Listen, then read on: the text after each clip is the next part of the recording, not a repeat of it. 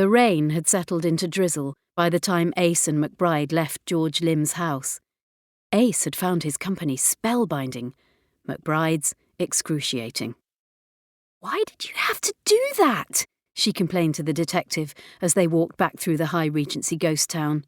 "We got what we came for, didn't we?" That was true. George Lim had kept the pair, or Ace at least, entertained for more than an hour, talking freely and gently, describing the changes to the life of the city forced by the war, talking about life before the war, before the previous war, far back into the reign of Queen Victoria. If history at school had been like this, Ace might actually have passed her O-level.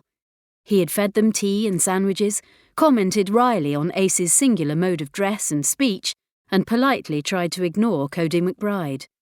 Finally, McBride had cut in once again, and just as rudely as the first time. "Look, Mr. Lim, I hate to break up the history lesson, but we need some information. You might have read about the thing that came down a couple of nights ago. Big silver ball?" "Oh, yes," Lim had replied with a smile. "I thought I had seen your face somewhere before.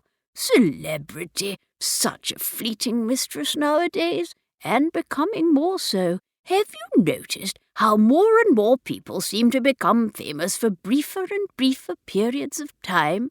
Who knows where it might all end?" "The sphere, Professor," McBride had snapped. "We need to find it.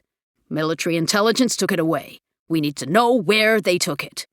"And what, might I ask, do you intend to do with this knowledge? I'm sorry, but I always make it a rule to ask. You surely don't intend to steal it?" Ace had shot McBride a guilty glance. Obviously the thought had occurred to him too. "I see." Lim had spared them the awkwardness of answering. "Well, I might as well tell you. The peddler factory on Lavington Street." Ace groaned. "But we've just—" McBride shushed her. "What goes on at the peddler factory, Mr. Lim?" George Lim looked at McBride carefully. "The government carries out certain activities there, but I really should counsel against attempting to gain entry." "Security tight, I guess."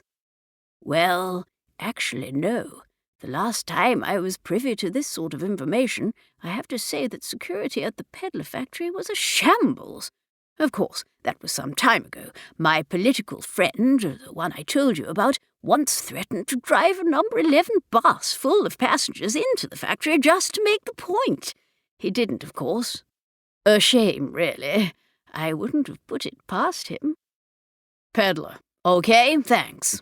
McBride was on his feet. "Well, it's been great chewing the fat with you. We must do it again sometime."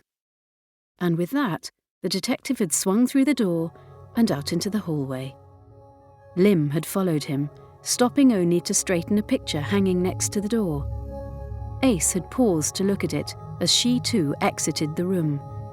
There was Lim, younger but unmistakably Lim, playing chess with— talk about friends in high places— playing chess with Winston Churchill.